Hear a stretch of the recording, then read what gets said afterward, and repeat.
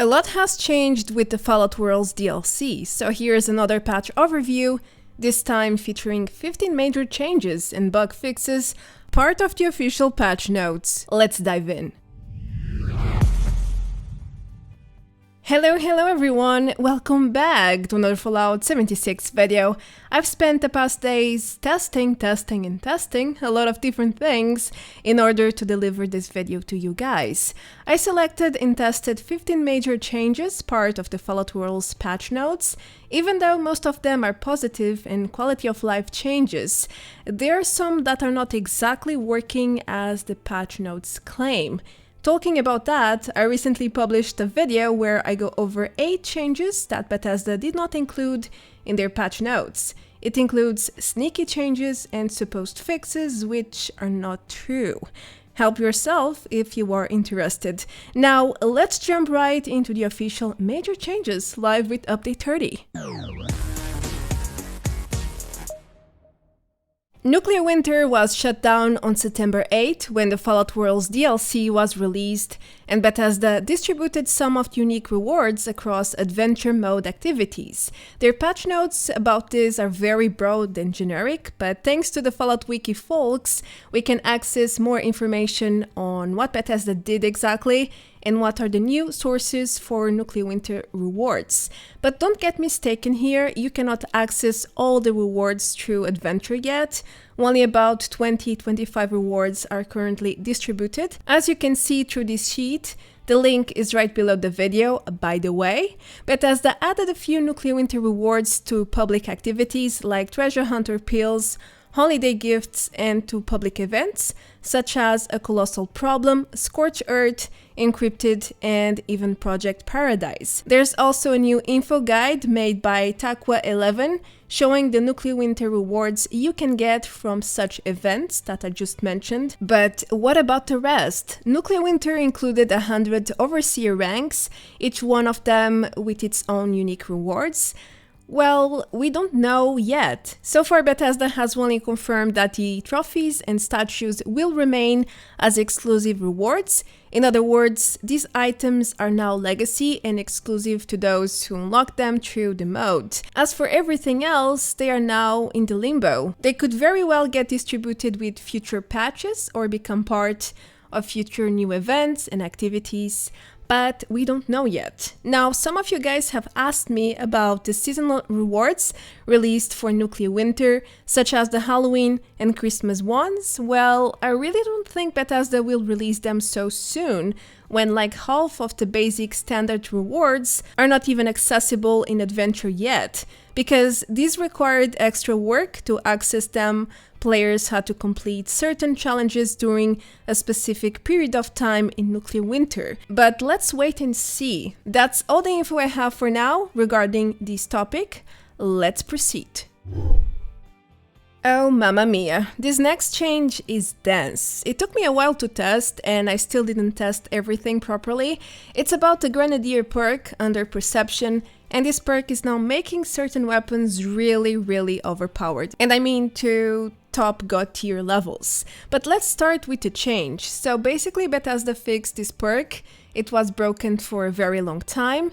This perk card is supposed to increase your explosive radius, but it was not doing anything before patch 30, not really. However, now all explosions are detonating with twice the radius. This includes all explosives, not just grenades, mines, and well, grenade launchers too. It also includes explosive damage sources.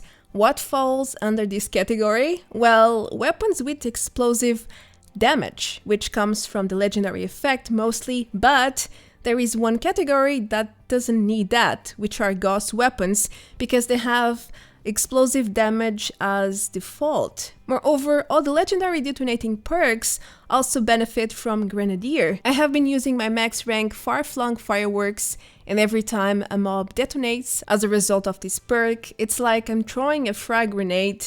The radius is huge. So you see, this is a fantastic example of how a single simple fix can drastically affect your gameplay. It changes so much. But is the Grenadier perk working as intended? Well, yes and no. I conducted a series of tests with and without Grenadier, And in every test, Grenadier does increase the explosion radius, as you can see in the footage, but is it double though? I'm not so sure. In these grenade tests, it looks like triple or even larger. The boost is just insane. The bang effects of the plasma and frag grenades, for example, fill my entire screen. It's like massive. I don't know, it's so massive. If you compare it with a normal explosion, it's just a small circle of light. It's just something is not right here. That's what I mean. Either way, at least it's doing something now, even if it's not very accurate regarding the perk description. So that's better than before. What about weapons though? I also tested launchers, and again, I must say the radius fix is working. My Brotherhood of Steel missile launcher is definitely hitting from longer distances as shown, but the hit range without Grenadier is much smaller. So again, maybe it's not just double, it's a bit higher, as I just showed you with the grenades. However, the damage, yeah, if your target is within the radius with Grenadier on, it won't help you much because in general, the damage is so low that it makes no difference whether the perk works or not. I mean, look at that, 1 damage, 0 damage. Really?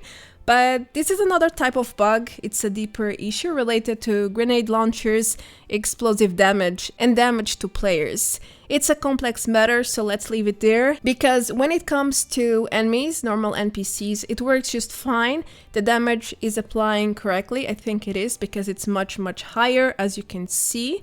And with this this is a normal grenade launcher, there is no legendary effects on it. So it's applying a relatively close damage to 300, which is the base damage. But if you look at PvP, at player damage, I'm doing like 10-15 damage with direct hits, which makes absolutely no sense. Anyway, Grenadier is now working exceptionally well, way better than the perk description if you ask me, and that's a great thing, don't you think so? Since we are on the perk topic, let me tell you that Bethesda also fixed the Cannibal perk under Endurance. Before patch 30, players couldn't really eat any corpses inside of instanced areas. It was a strange bug, but now it's part of the past. I did a quick test inside of West Tech, and as you can see, my character has no issues to devour the super mutant bodies around like a true savage. However, I noticed that Cannibal still has that super fast animation bug. It used to be much slower in the past, but I guess that's the new normal now. Okay, let's move on to the friends list fixes.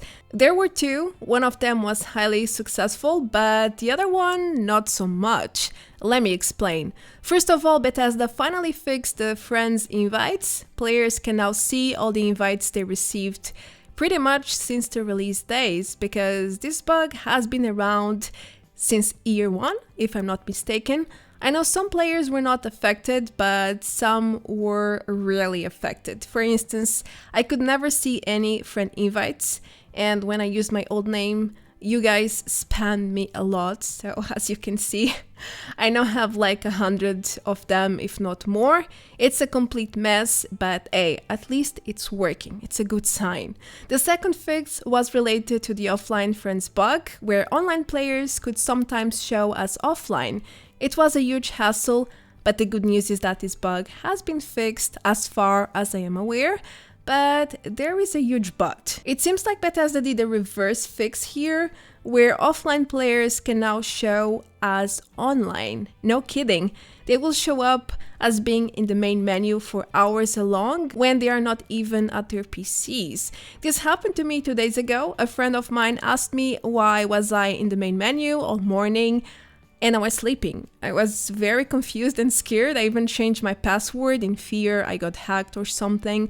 But later on, I noticed some friends always in the main menu. Some of them I talked to, so I decided to ask them through Discord. And well, figures out they weren't online. They were sleeping, AFK and so on. So this confirms the existence of this new offline-online bug. Just to let you know.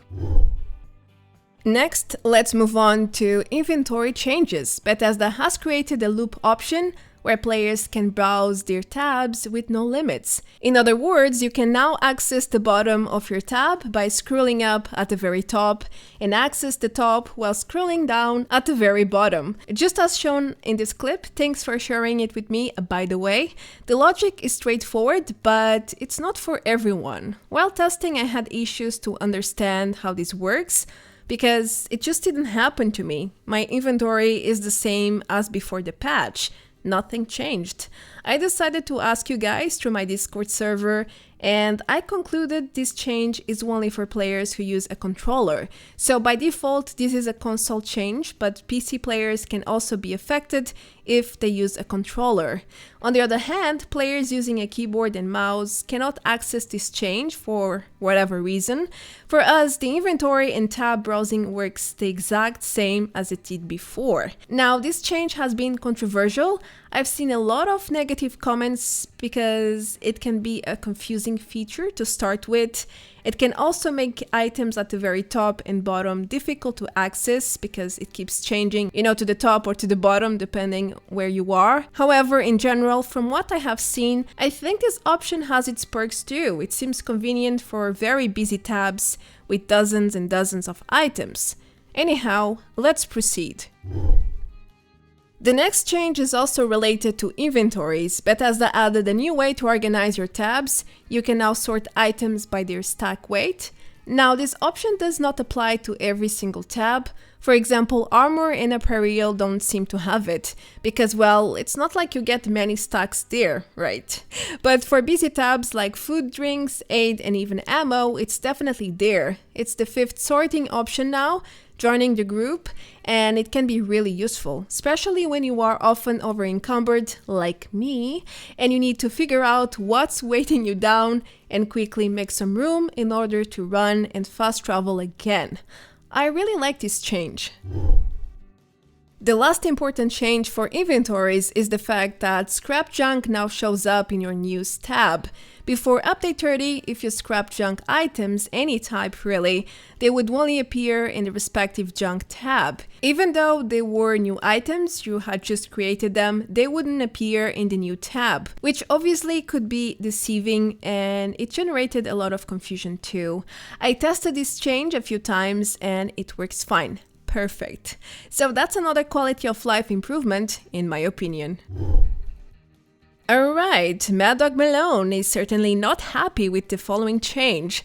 After almost 3 years, Bethesda finally decided it was time to allow players to select this named enemy by using the VATS mode. Yep, you can now select Mad Dog Malone with VATS when he's in your sight or field of view.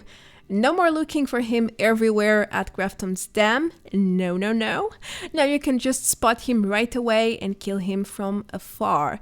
Pretty handy. Sorry, Mad Dog Malone, you're going back to prison. It's every day, bro.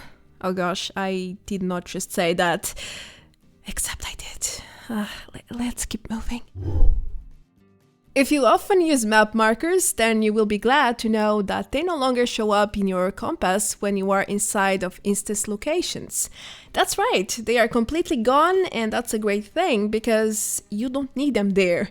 When you are inside an instance, there's no way to reach open world locations, therefore showing world markers only served as visual pollution.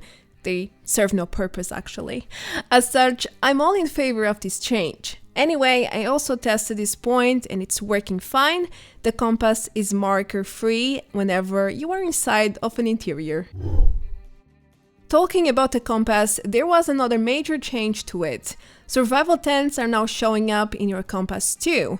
Before update 30, they were nowhere to be found there. Now you can spot them by looking for the same icon they have in the map. However, this change doesn't bring a lot of value if you often play in a team. And that's because if everyone in your team has followed first and the placed tent, you will see 4 survival tent markers in your compass, and there is no way to know which one is yours.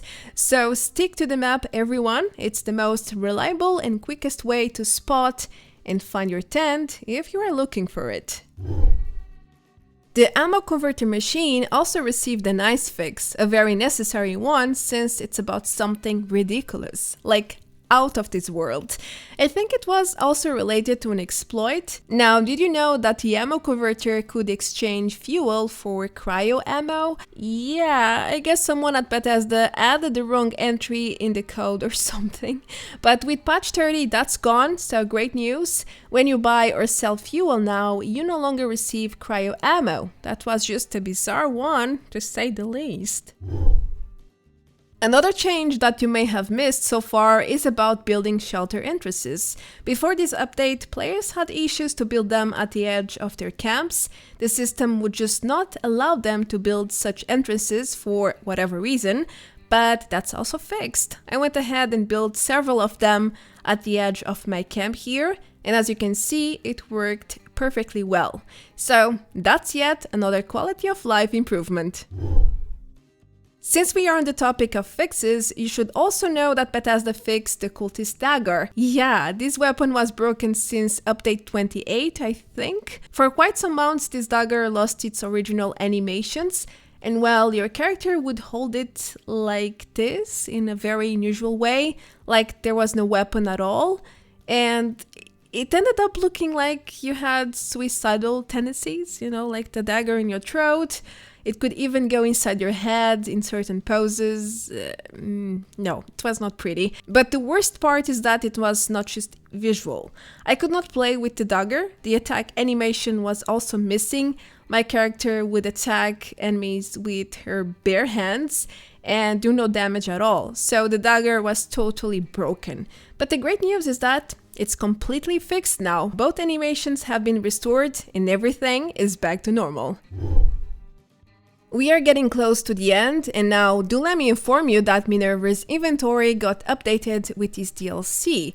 Bethesda removed a few plans she could sell in the past, which were causing controversy. And that's because she could sell certain plans that showed up as unlearned to everyone when some players had already learned them. Needless to say that this was quite deceiving and generated all sorts of negative feedback about Minerva. So Bethesda decided to remove such problematic plans, like the chicken house and the ammo converter machine, which are already sold by faction vendors anyway, so it shouldn't be an issue. At least now, Minerva will not be able to deceive her customers anymore. That's awesome, right? The last point I selected for you is about repeatable rewards. If you watch my news, I have recently talked about how some players got stuck with their Season 5 scoreboards. Bethesda has been working on a fix for this one, and in the patch notes they already claim that repeatable rewards for Season 6 should appear correctly. If this is true or not, I cannot tell you yet, because the new season just started a few days ago, and I don't think a lot of players reached that level of rewards yet, especially not 130.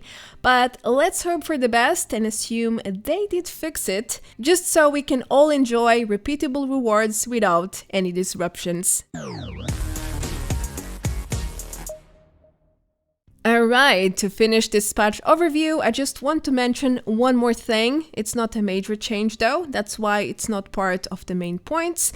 Now, when players try to move legendary cores into containers, they will get a message saying you cannot place them there. Before, it would display nothing at all, which made some players think this item might be able to be shared or traded, when it's not really the case. Well, that's it for my part. Thanks for watching, and I hope I could help you tackle the changes live with the Fallout Worlds DLC. I am Marta Branco. Feel free to leave a like, comment below, turn on notifications and subscribe if you haven't yet, all of that stuff, just to make sure you don't miss anything. Now, I will see you all very, very soon in the next video. Until then, take care, adios, bye bye!